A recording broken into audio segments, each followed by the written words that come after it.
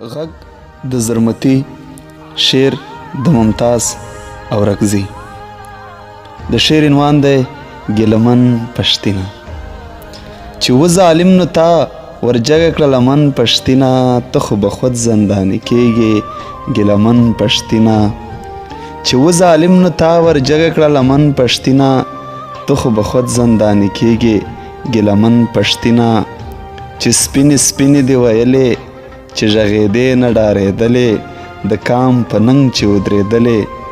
چې سپینې سپینې دې ویلې چې غږېدې نه ډارېدلې، د کام په ننګ چې ودرېدلې.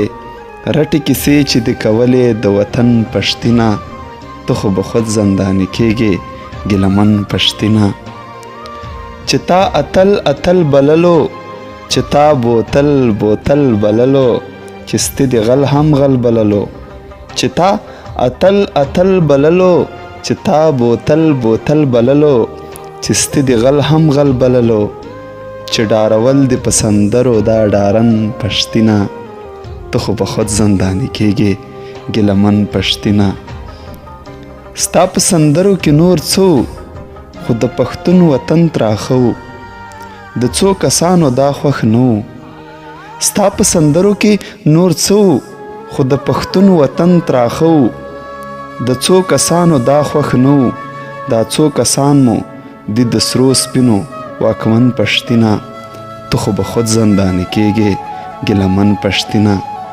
چې و ظالم نو تا ورجګه کړه لمن پشتنه، ته خو به خود زنداني کېږې ګیلامن پشتنه. زه او ته دواړه مسافر یو، د رزق غم دی در په در یو، ګنې بچي د ستر ټبر یو. زه او ته دواړه مسافر یو، د رزق غم دی در په در یو، ګنې بچي د ستر ټبر یو. ممتاز ته تا ور یادول پرون او نن پشتنه، ته خو به خود زنداني کېږې ګیلامن پشتنه. چې و ظالم نو تا ورجګه کړه لمن پشتنه، ته خو به خود زنداني کېږې ګیلامن پشتنه، ته خو به خود زنداني کېږې ګیلامن پشتنه.